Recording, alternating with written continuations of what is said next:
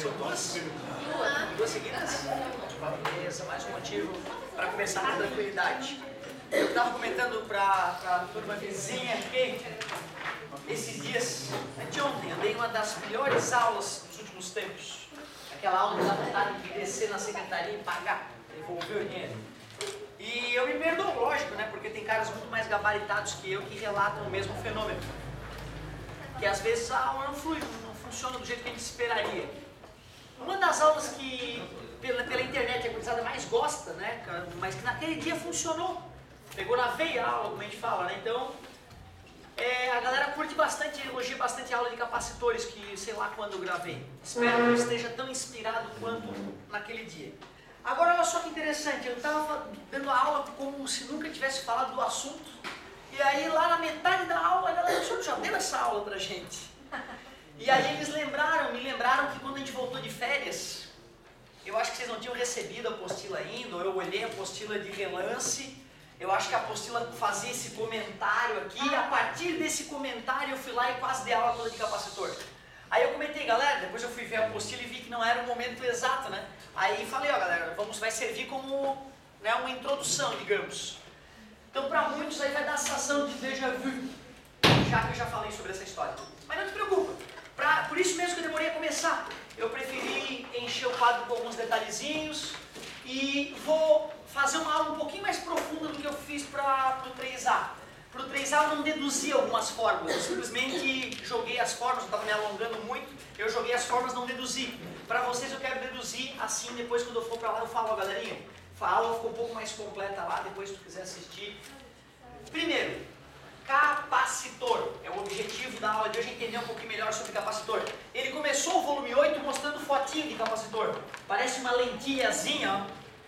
O cara abre qualquer coisa eletrônica, né? Olha, tá cheio dessas coisas soldadas na plaquinha verde. Tem umas que parecem um cilindrozinho. E se tu for olhar nele ali, vai estar escrito, sei lá, 6PF. O que é isso? É 6 pico, que é 10 na menos 12 Faraday. Faraday é a unidade de capacitância, para homenagear o cara da aula passada, da lei de Faraday. Às vezes vai aparecer lá no capacitor 12 nanofaraday, ou seja, 12 vezes 10 na menos 9 Faraday. Raramente tu vai ver um capacitor de 1 farad. Pode ser farad também, não só Faraday. Porque o capacitor de 1 farad é muita capacitância, ele seria o capacitor quase do tamanho dessa sala, certo? Bem diferente dos diminutos capacitores que existem nos aparelhos eletroeletrônicos que a gente usa. Tem capacitor que ele tem com um botãozinho, e aí tu pode girar esse botãozinho. Tu pode girar o botãozinho, tem uma foto mais complexa ali em cima, e esse capacitor, então, ao girar o botãozinho, muda a capacitância dele. Mas a maioria dos capacitores tem capacitância constante, fixa. O símbolo de capacitor é bem fácil de reconhecer, são duas plaquinhas, dois risquinhos paralelos de mesmo tamanho. Cuidado, hein? Não vai confundir com isso, né? O grandão. É diferente, ó. Quando eu for pegar esse capacitor e conectar ali, ó, eu vou carregar ele. A placa conectada ao polo positivo fica positivamente carregada. A placa conectada ao polo negativo fica negativamente carregada. E depois que eu carreguei o capacitor, e é bem rápido, carregou. Tu já pode sair com ele carregado por aí, para jogar essa energia em algum lugar. No caso do meu primo, ele descarregava em mim, o filho da mãe. Ele trouxe o capacitor, lembra que eu te comentei? Ele é o João, né? O João era, né, aquela fase maluca dele, ele ia lá, trouxe parecia um cilindro, parecia um pouquinho menor que um copo, um cilindrinho preto, e tinha dois fiozinhos saindo ali. Jamais me esquecer da cena. A primeira coisa que ele fez quando chegou lá em casa, outra vez, cara, deixa eu te mostrar uma coisa. Ele se agachou do lado da tomada, e aí carregou. Vem cá, deixa eu mostrar uma coisa. Eu sempre desconfiei do João, né? Eu sabia que ele funcionava com uma frequência diferente. Aí eu me aproximei e ele descarregou em mim o capacitor. Eu, porra, João, o que é isso? Pô, cara, é um capacitor. E tu vê, né? Naquelas férias ele tentou fazer isso várias vezes. Por sorte ele era um pouquinho mais ágil, ele só pegou umas 2 vezes.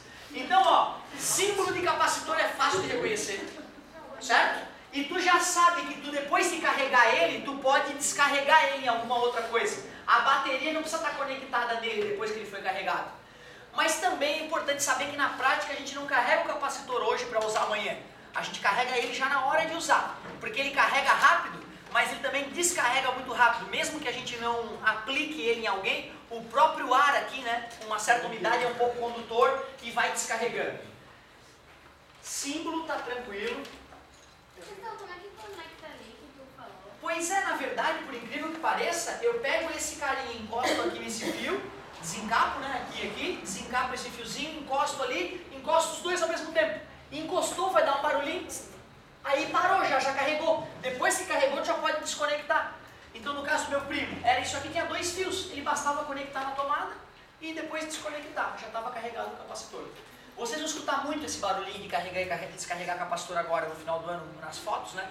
A máquina fotográfica do fotógrafo profissional, ela libera um flash altamente brilhante e essa lâmpada acendeu por 900 volts, mais ou menos, a aplicação de 900 volts. Só que na bateria dele, que está ali na pochetezinha dele, está escrito lá 12 volts, 14 volts, 15 volts. Como pode uma bateria de 15 volts carregar um capacitor a ponto de ele liberar 900 volts na lâmpada? Certo? Pois é, e dá uma descarga de uma vez só, né? É isso mesmo, a bateria vai carregando ele aos poucos, né? Aos poucos, que eu digo, parece que vai demorar, mas na verdade é um piscar de olhos. A bateria carrega um pouquinho de energia dentro do capacitor, só que esse capacitor, ao contrário da bateria, vai descarregar quase instantaneamente isso. E como a descarga é muito rápida, então eu consigo uma liberação grande de energia. Essa é a grande diferença entre capacitores e baterias. Ambos servem para armazenar energia, só que a pilha, a energia é liberada lentamente. E no capacitor, a energia é liberada quase instantaneamente. Armazena, pode falar. Armazena energia. O que seria o taser? O que é? Não, mas me traduz só para eu saber. O taser acho que é uma pistola que vocês... Ah, o taser, a pistola de choque, para os mais, né, os mais leigos. Aquilo funciona com capacitor. Eu tenho pilhas naquela pistola de choque, essas pilhas vão carregar um capacitor e eu vou dar uma descarga próxima de 100 mil volts do coitado que receber a pancada. Certo? É isso mesmo. Pega o cara mais forte da polícia, o cara que aguenta mais porrada, o cara mais casca grossa e testa nele. Né? O tiro da pistola faz o cara chorar que nem criança pequena, né? Se encolhe que nem um bebezinho. Beleza? Então é isso mesmo. E aí digo mais, que outras coisas parecem funcionar com alta voltagem que tu lembra do teu dia a dia? Tem bastante coisa que usa capacitor. Ele lembrou do taser, da pistolinha de choque. Tem aquele negócio de botar no pescoço, né? Certo? Com certeza. Imagina, os eletrodos, né? O positivo e o negativo estão afastados dessa distância. E mesmo assim tu aperta o botão, vem um raio daqui pra cá. Pô, tu imagina a DDP, né? Entre um polo e outro, por uma distância dessa, transmitir corrente pelo ar. Bota no pescoço da criança e aperta. A corrente elétrica vai passar aqui por essa área tão grande, né? Parte dela vai mexer no músculo cardíaco e tudo mais. Tu vai apagar, certo? Com um choque dado no lugar adequado. Parabéns, garoto. É isso aí. No filme o cara testa assim, né? Encosta uma plaquinha na outra, né? Sai a faísquinha e avisa para os médicos do lado, ó, se afastem. Aí vai lá e dá um choque desfibrilador.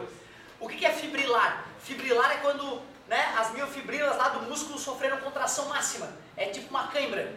As pessoas acham que quando a pessoa tem um ataque cardíaco, o coração para. O coração não para. O coração é um bicho ruim de parar. Certo? Mesmo que tu arranque o coração de um ser humano na hora do peito dele, o coração vai ficar 1 a 2 horas pulsando fora do corpo. É bem uma pergunta interessante mesmo. Como assim? É isso mesmo. A primeira vez que eu vi um músculo cardíaco humano fora do corpo pulsando, eu achei que era fake. Eu liguei pro meu tio. Ô tio, eu acabei de ver um vídeo assim assado. Ele, não, óbvio. O coração retirado do corpo fica 2 horas e meia pulsando. Tu vê que interessante, né? Ou seja, infartei. Não quer dizer que meu coração parou.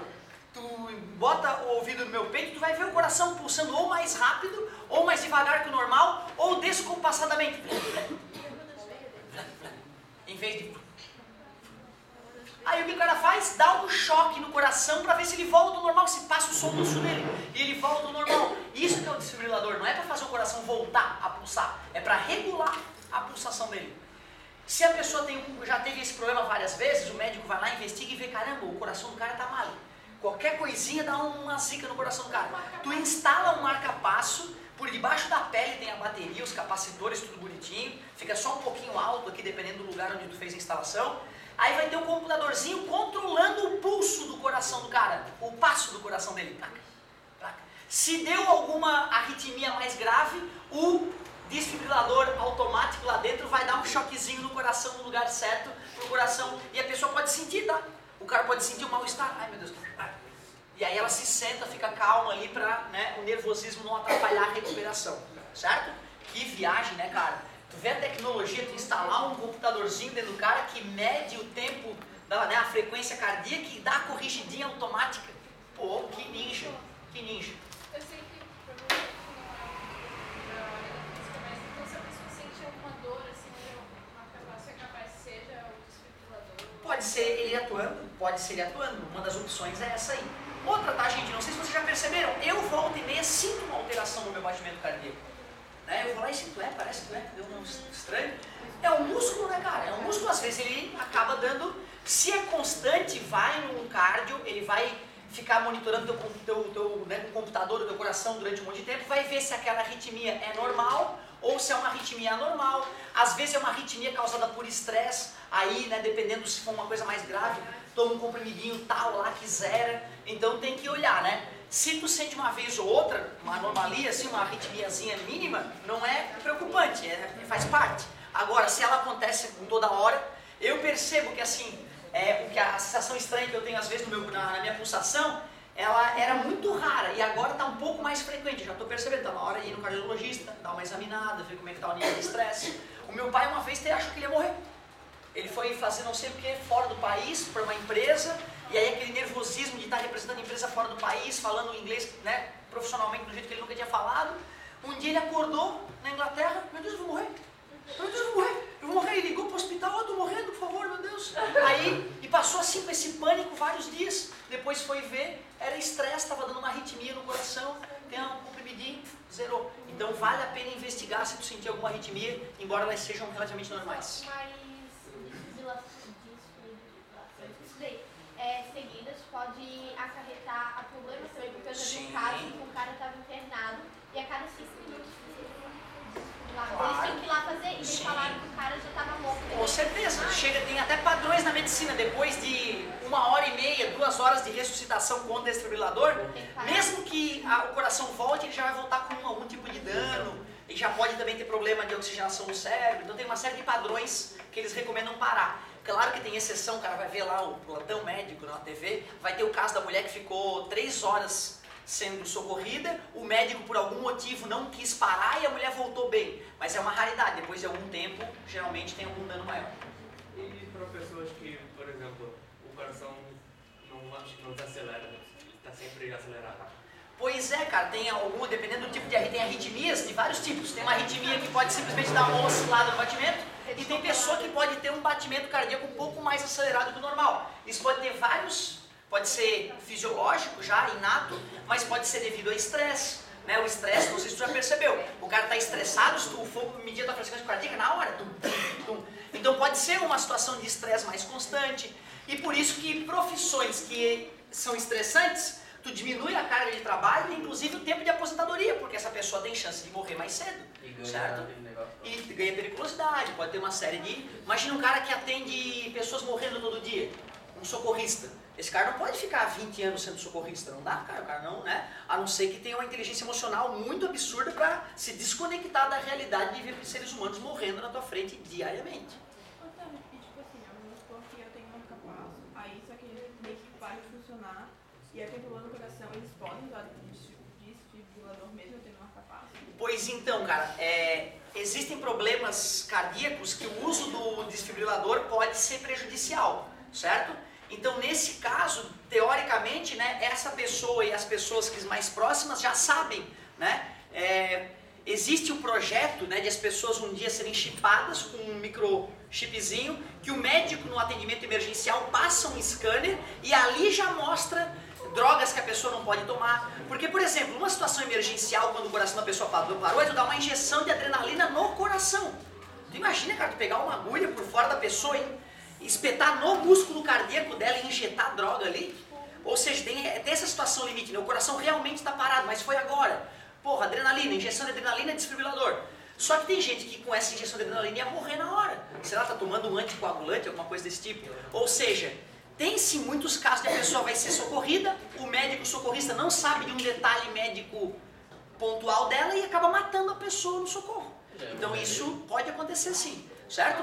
Mas via de regra, a pessoa que tem o desfibrilador, se ele parou, teoricamente o desfibrilador sendo bem usado vai, né, normalizar o batimento. Última curiosidade para a gente voltar para a física. É que eu li na apostila que o capacitor é utilizado como filtro em retificadores. Mas o que é o retificador? Parabéns, retificador é um aparelho que pega uma corrente que é alternada e faz ela ficar contínua. Mas onde tem isso? Certo? No meu carro tem um, né? Mas tu vê, por curiosidade, qualquer vez que eu for precisar passar corrente alternada para corrente contínua, eu vou precisar de um retificador, certo? Só um exemplo mais prático, Itaipu, das 20 turbinas de Itaipu, é binacional, né? Não lembro se são 12, 13 brasileiras e o resto do Paraguai. Só que a energia produzida por cada turbina da Itaipu é tão enorme que toda a Itaipu poderia abastecer o Paraguai sem problemas. E o Paraguai tem outras fontes de energia. Assim o Paraguai pega e vende o excesso de energia deles para a gente. Só que tem um problema, o Paraguai é 110 volts, a gente é 220 volts. Tem um outro problema, tem uma região de transmissão de alta voltagem dentro de Itaipu que é corrente contínua, não alternada. Puta, isso é uma dor de cabeça que tu não imagina. Porque é legal transformar, como nós veremos agora nessa apostila, é fácil transformar corrente elétrica alternada.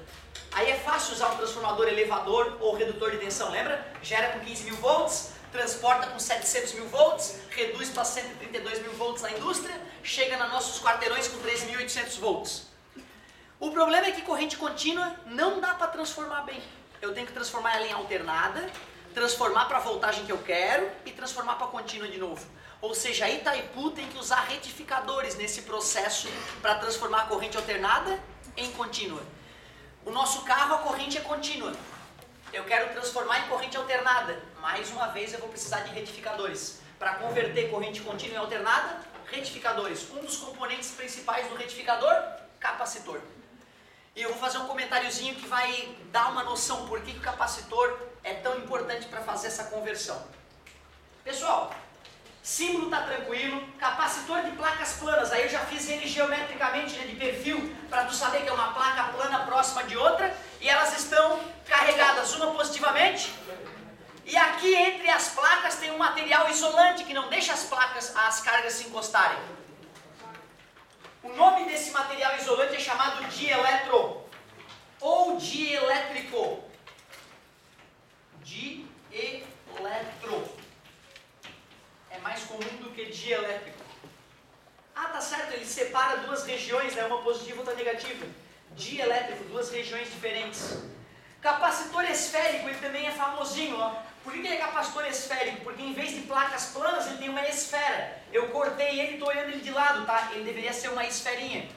Como é que eu carrego ele mesmo? Conecta um deles no polo positivo, o outro no polo negativo. Depois que carregou, pode tirar a bateria dali que ele ficou carregado. Nesse caso, qual polo ficaria positivo e qual negativo? Desconectei a bateria depois. Quem ficou positivo e quem ficou negativo? Esquerda positivo.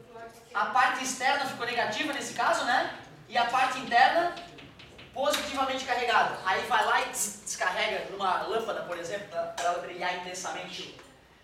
Qual é a definição de capacitância? Ou capacidade em alguns livros? É o Czão. É tu pegar a quantidade de carga que foi armazenada no capacitor e dividir pela DDT que tu usou para carregar ele.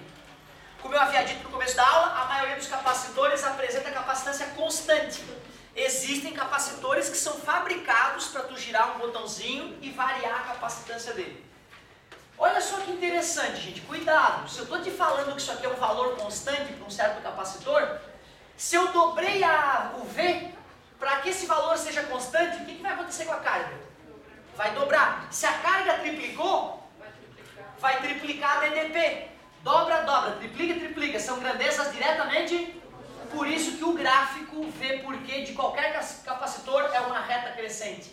Então, em determinado momento vai ter uma carga armazenada quando eu aplicar uma determinada tensão. Ah, que bom, professor, então dá para armazenar uma carga infinita no capacitor, porque é só tu aumentar a DDP.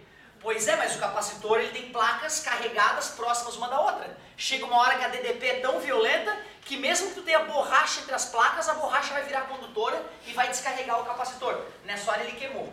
Na hora que a carga elétrica fluiu de uma placa para outra, através do dieletro, ele queimou. Joga fora e compra outra. Vai dar um barulho, certo? Mesmo que ele seja pequenininho, no teu aparelho elétrico, tu escuta o barulho dele queimando, dá um barulhinho. E se for um capacitor industrial, pode dar tremor de terra em volta da região. Um capacitor grande, né, quando explode, ele pode tremer a região aos arredores. Por isso que a gente não instala capacitores, né, próximo das cidades. Bom, definição de capacitância. É matematicamente difícil de trabalhar com ela? Não, porém, como é uma coisa que tu está vendo, sei lá, a primeira ou segunda vez na vida, se eu te pergunto lá, um capacitor armazena 10 coulombs usando 1000 volts, calcule a capacitância. Pô, é ridículo, é só dividir 10 por 1000, mas tu nunca fez na vida, passa uma semana, tu esquece. Então tem que saber que isso é capacitância ou capacidade. Quantidade de carga, carga elétrica para o mais íntimo, né? Carga. Tensão, DDP, mais popularmente, voltagem. Eu gosto de escutar DDP, diferença de potencial. Nada demais. Qual é a unidade, então, de capacitância? É coulomb por volts. E isso, como eu falei agora há pouco, a gente chama de Faraday ou Farad.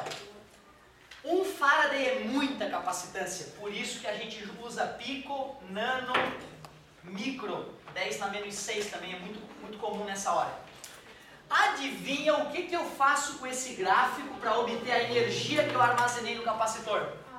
Área, mais uma vez, energia é área. Área de um triângulo.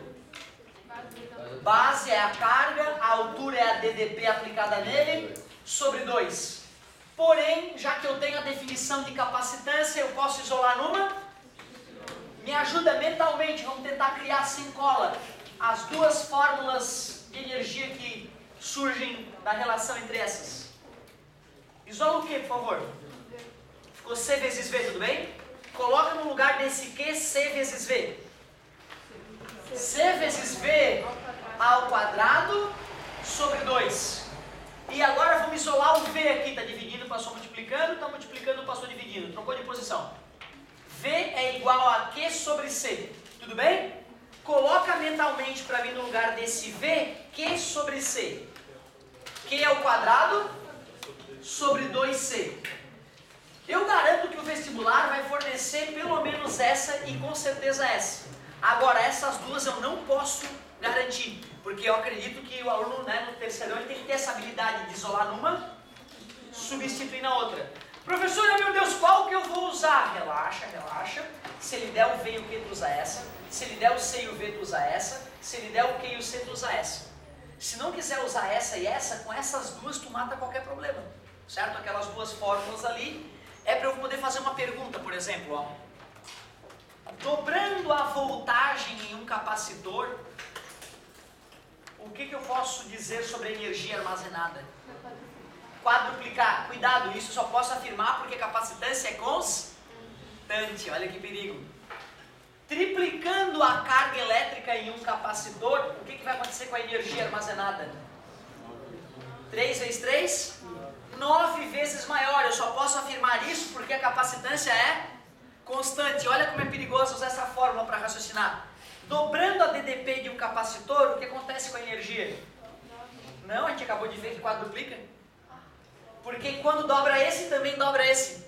O dobro vezes o dobro, 4 vezes maior. Tu viu que perigo? As fórmulas acessórias ali não é muito para fazer conta, porque fazer conta eu posso fazer com as duas. É mais para ele poder fazer uma pergunta como a UFSC gosta, né? Sobre capacitores, assinar as corretas, 01. A energia de um capacitor é diretamente proporcional à tensão. Olhando para cá dá a sensação que sim, né? Mas ela é diretamente proporcional ao quadrado da tensão. Só de não falar ao quadrado tá errado. 01 falsa. Tu lembra, né, que a gente já vem trabalhando essa ideia desde a atração gravitacional, desde a lei de Coulomb. K vezes carga 1 vezes carga 2 sobre D ao quadrado. Certo? Cuidado, hein? Mas de certa forma também estaria diretamente proporcional à tensão, porque quanto Diretamente proporcional é quando uma dobra, a outra dobra. Uma triplica, a outra triplica. Se uma coisa dobra, a outra quadruplica, não é diretamente proporcional. É diretamente proporcional ao quadrado da coisa. Cuidado, tá, gente? Isso é muito perigoso. Se for 3, tem que falar que é diretamente proporcional ao cubo. Se for raiz quadrada de x, y é igual a raiz quadrada de x. O y é diretamente proporcional à raiz quadrada de x. Tem que falar qual é o expoente. Se ele não disser que é constante, a gente considera... Pois então, ó, falou em um capacitor, por exemplo, existem resistores variáveis. É o potenciômetro. É aquele que regula, deixa a lâmpada brilhar mais forte ou mais fraca em casa, né? O dimmer, que alguns falam, né? Tu vai lá e gira um botãozinho, muda a resistência do circuito, passa mais ou menos corrente, brilha mais ou menos. Porém, se no vestibular, um resistor, blá blá blá, na tua cabeça já tem que estar na mente, esse resistor é constante. Se o resistor ou um capacitor for variar, é obrigatório ele falar como vai variar, dar mais detalhes. Ou seja, fui ali na Eletropartes, amigo, me vê um capacitor tal, levei ele para casa, instalei aqui, desinstalei, instalei em outro lugar, ele vai ser sempre o mesmo capacitor, certo? Essa é a ideia. Pessoal, agora é que vai começar a ficar legal. Eu simplesmente empurrei boca abaixo a fórmula do capacitor e placas planas para a galera do 3A. Eu queria te mostrar a origem da fórmula. Como eu sempre digo, a dedução de uma fórmula é para poucos, mas pelo menos o cara não fica tão desconfiado, parece que a coisa vem do além, que está na Bíblia, alguma coisa desse tipo, e aqui não, vai ficar um pouquinho mais palpável. Mas olha só, esse sigma, cara, é chamado densidade superficial de carga elétrica. O que era densidade na nossa vida pela primeira vez que a gente viu densidade? É massa sobre volume. Só que essa densidade é chamada superficial, então não vai ser sobre volume, vai ser sobre área. Tudo bem para vocês? Carga. Se eu pegar a carga e jogar numa placa, tu concorda que a carga se espalha na placa? Se eu pegar a carga espalhada numa placa e dividir pela área da placa, eu vou ter a densidade superficial de carga elétrica nessa placa. Pode pensar assim, pega um caminhão de areia. Se eu despejar um caminhão de areia na metade da sala, vai ficar com uma altura de areia maior do que se eu despejar na sala toda, né? Certo? Ou seja, quando eu distribuir a areia na sala toda, diminuiu a densidade superficial de areia na sala. Tudo bem? Nada demais, né? Só que com carga elétrica, ó, cuidado. Outra coisa que apareceu na apostila há tempos atrás, que eu acho que foi o que me motivou a dar essa aulinha antes do tempo adequado. Se eu tenho um campo elétrico, se eu tenho duas placas paralelas carregadas, uma positivamente e a outra negativamente, entre elas existe um campo elétrico. De que tipo? Uniforme. Essa uniformidade é representada pela igual distância entre as linhas de campo elétrico. Vai do mais para o menos. Tudo tranquilo até aqui? Tu aceita que esta coisa que é causada pela presença das cargas depende da quantidade de carga que tem nas placas? Depende, né? O campo elétrico uniforme depende da densidade superficial de cargas elétricas nas placas. Claro, quanto mais carga, maior o campo elétrico. Aceitável? Depende, será o tipo de material que tem aqui no meio? Será que se tiver concreto, borracha ou água aqui no meio vai mudar a maneira como o campo elétrico se estabelece ali? Por incrível que pareça, vai. Cada material deixa o campo elétrico se estabelecer com uma certa facilidade. O ideal era vácuo. O vácuo ele libera. O campo elétrico vai, meu querido. Se tem alguma outra coisa ali, pode dar uma diminuída no campo elétrico. Ou seja, do que depende o campo elétrico nessa região? Depende da densidade superficial de carga das placas e desta grandeza, que tem a ver com o material. Olha o nome da grandeza, permissividade elétrica do meio. Geralmente é ar. E aí ele te fornece lá o E0 do ar, ou 8,85 vezes 10 na menos 12, alguma coisa. Como é que é?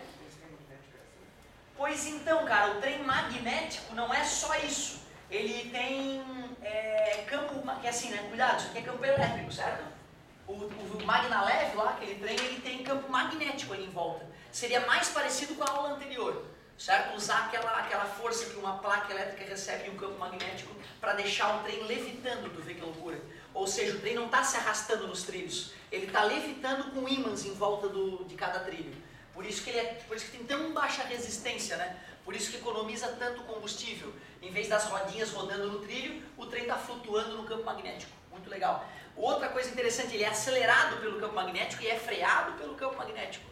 ele chega a velocidade tão absurda, né, na curva, que ele se inclina, né, na curva, tipo uma moto, para a galera não se sentir mal durante a curva. Muito legal. Fica à vontade. Mas daí pra frear ele gosta, que vai acabar... Não, aí é que tá, aí a força eletromagnética atua um pouco para trás do movimento. Para acelerar, a força eletromagnética atua um pouco para frente. Além das forças estarem repelindo os trilhos para que eles não tomem nem para um lado, nem para o outro. Uma palavra assim, Cara, em testes, eles vão a 500 e pouco. Na prática, parece que eles têm uma, para segurança, né? Eles é 300 e cacetada. Então, quase a velocidade de um avião, né, cara? É absurdo. Ô, pessoal! Pessoal, deixa eu abrir a porta da Sim, pode abrir, fica à vontade. Pessoal, olha só. Coisa nova, teoricamente, pra gente. Coisa nova pra gente. Tu concorda que isso aqui é como um capacitor de placas planas? Placa carregada, entre elas, mesmo que eu tire agora a DDP, já que os opostos, o campo elétrico continua atuando ali, né? É como armazenar energia no campo elétrico. Na verdade, se tu for ver, isso aqui é um capacitor de placas planas, porque aqui eu tenho placas planas. E ele está carregado. Quer dizer que essa relação matemática é válida nessa situação. Essa relação matemática também é válida. Mas qual é a definição de capacitância? Capacitância é carga sobre DDP. Se eu quiser achar carga armazenada, está dividindo, passa área vezes densidade superficial. Tudo bem? DDP, V. Como é que eu posso substituir essa densidade superficial por Q dividido por A? Concorda comigo? Então vai ficar assim, ó. A vezes Q sobre A dividido por V. Tranquilo? Corto lá com A, volta daquilo ali. Tudo bem? Não adiantou porra nenhuma. Voltando. A vezes densidade superficial de carga sobre. Tu lembra, cara, que para campo uniforme V igual a E vezes D? Não usamos na aula passada isso aqui? Usamos na aula passada, né? Então eu tenho o direito de, no lugar dessa DDP, colocar E vezes D. O que é o E? Campo elétrico. O que é a distância? A distância entre as placas, aquele Dzinho entre as placas. Show de bola. E qual é a relação que existe para campo elétrico mesmo? É o sigma sobre o Ezinho. A vezes sigma, o lugar do E, sigma sobre Ezinho, vezes D. Divisão de fração é a primeira, vezes o inverso da segunda. É a primeira, para a galera poder entender, né? Não era obrigatório fazer nesse ritmo. Corta o sigma com sigma. Do que depende a capacitância de um capacitor de placas planas? Depende da área, da permissividade elétrica do meio e da distância entre as placas. A galera do 3A, simplesmente eu joguei isso no quadro, eu não justifiquei. Eu simplesmente fiz eles aceitar que quanto maior a área das placas, maior a capacitância, mais carga cabe, concordas? Quanto menor a distância, maior a capacitância. Só não pode quase encostar, porque aí fica mais fácil de um raiozinho disparar de uma placa para outra, queimando o teu capacitor. E também depende o tipo de material que eu vou usar para rechear esse capacitor. O material isolante mais comum da gente usar é aquele que está disponível toda hora à nossa volta, o ar. Então tu vê uma empresa, quando ela vai fazer um capacitor, se é um capacitor qualquer, ela deixa área entre uma placa e outra. Barato. Porém, o capacitor precisa de mais capacitância. Aí eu vou rechear esse capacitor com algum material isolante. Aí tem duas maneiras de calcular a capacitância de um capacitor.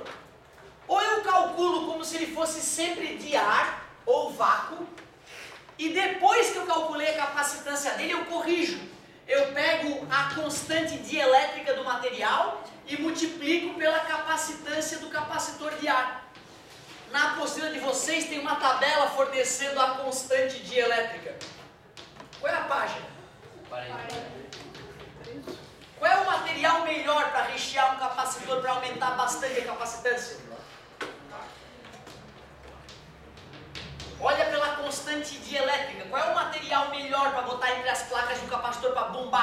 capacitância dele? E isso é que tem o maior K. O C0 vai ser o cara feito de ar.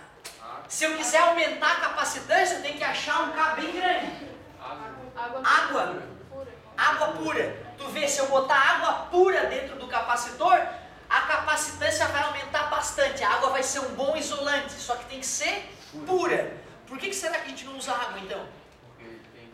Porque a água pura é água destilada, é água de bateria, né? Não é fácil achar, tem que ferver a água e condensar esse vapor, né? Para sair todos os sais minerais. Outra, bota água pura, dá uma enferrujadinha, alguma coisa ali, contamina a água. Já não é mais pura, vai conduzir eletricidade e vai queimar na hora o capacitor. Então, raramente a gente usa água pura entre o capacitor. Mas porcelana, qual é o K da porcelana? 7. Quer dizer que se eu faço um capacitor recheado com ar e dá absurdos 2 farad, se eu rechear ele agora com porcelana, passa para 14 farad, multiplica por 7. A da água aumenta absurdamente, né? Absurdamente. Pois é, cara, só que assim, ó, tem materiais que, exatamente, teria que deixar ela sem contaminação nenhuma. Mas tu vê, esse material com o qual eu vou usar para isolar água, ele pode acabar contaminando com algum tipo de cátion ou ânion a água, né? Ocorrer uma dissociação iônica, certo? Uma ionização de algum ácido, por exemplo. Qualquer contaminação de ácido ou base que cair nessa água, qualquer ferrugemzinha, qualquer detalhezinho vai dar problema. Outra, quando eu vou pensar no capacitor, eu tenho que pensar onde é que ele vai atuar. Será que vai atuar num retificador de uma hidrelétrica? Né? Aí de repente dá pau naquilo. Quantas mil pessoas vão ficar sem energia elétrica? Então às vezes vale a pena botar um material mais caro, com menos K, mas que eu sei que depois que construir vai ficar 20, 30 anos funcionando. Certo? Porcelana é 7, aumenta em 7 vezes. Assim, ó, não precisa se preocupar com a decoreba disso, galera, porque não tem obrigação nenhuma de saber a constante dielétrica de nada. Certo? O vestibular tem obrigação de falar qual é a constante dielétrica. O meu medo era tu confundir esse K com o K do vácuo, lembra? Constante eletrostática. Aquilo ali não é a constante eletrostática, é constante dielétrica. Aliás, O que é micro? micro? Mica. O que é o granito? A geografia me ensinou para vocês que granito é uma mistura de mica, quartzo e feldspato. Não? Ó, tem que olhar isso. Ó, eu lembro, não sei, eu sou uma nulidade em geografia, mas eu lembro de uma decoreba. Granito é uma mistura de mica, quartzo e feldspato. Pega na hora que tu sai do colégio uma pedrinha no chão, essas pedrinhas clássicas, pedregulhozinho. Olha ela bem de perto, vai ter 3 fases. Uma mais preta, uma clarinha e uma marronzinha, certo? A marronzinha é a mica. É tipo de uma porcelana. Lembra uma porcelana? Então mica é um material isolante muito usado para capacitores. Último detalhe. Essa fórmula é para que tipo de capacitor? Sim, é verdade, recheado com vácuo ou ar, dá praticamente a mesma coisa. Mas essa fórmula é para capacitor de placas planas ou esférico? Eu deduzi a partir daqui, né? Era um capacitor de placas planas. Se eu quiser achar a fórmula da capacitância do capacitor esférico, é um pouco diferente. Definição de capacitância, Q sobre V. Mas como é que se acha a DDP numa esfera carregada? K vezes Q sobre D. Esse D eu posso substituir pelo R, o raio da esfera, já que eu estou falando de um capacitor esférico. Isola numa capacitância do capacitor esférico. Quem é o V? K vezes Q sobre R. Divisão de fração é a primeira vezes o inverso da segunda. Corta as cargas, mostrando que a capacitância não depende da carga. R sobre K. Do que depende a capacitância, a capacidade do capacitor esférico? Do raio da esfera. Quanto maior o raio da esfera, mais carga cabe no capacitor. Faz sentido? E da constante, só que cuidado, gente. Essa constante aqui não tem nada a ver com essa. Essa é a constante eletrostática. Eletrostática. Alguém lembra o valor do K do vácuo? 9 vezes 10 dá 9 Newton metro quadrado. Cuidado, hein? Essa aqui muda. E tem para cada material um valor. Aquela outra lá, a gente só vai pensar em vácuo. 9 vezes 10 dá 9. Show de bola. Tem um detalhe, hein? Apesar de a aula aqui ter sido mais completa e de eu ter deduzido fórmulas que eu não deduzi lá eu já apresentei a ideia inicial de associação de capacitores. Lembra resistores? Quando era em série era só somar, né? E era a mesma corrente em cada um. Quando era em paralelo, 1 sobre R é igual a 1 sobre R1 mais 1 sobre R2, e a DDP era a mesma em todos. Vai mudar um pouquinho a ideia quando a gente for associar capacitores. Vai mudar um pouquinho. Na associação em série, eu vou fazer 1 sobre o equivalente, é 1 sobre C1 mais 1 sobre C2, e em paralelo eu vou só somar. Só que isso eu vou discutir com mais calma na próxima aula. Eu, se fosse tu, arriscaria, pelo menos, a página 41 é só sobre a teoria que a gente discutiu. Dá pra tu matar toda a página 41, talvez até um pouquinho mais, para na próxima aula a gente falar da associação de capacitores. Professor, isso tu falou de ser o contrário, é porque o capacitor é o contrário do resistor? Não, eu vou fazer o seguinte, que bom que tu perguntou, professor, por que é assim? Vamos deduzir na próxima aula as fórmulas, aí nós vamos entender por que é assim. Não, é que na verdade resistores e capacitores são estruturas totalmente diferentes, não daria para dizer que só um é o contrário do outro. Tem mais coisa por trás, certo? Bonita a tua pergunta, vamos deduzir as fórmulas na aula que vem. Fica à vontade. Outra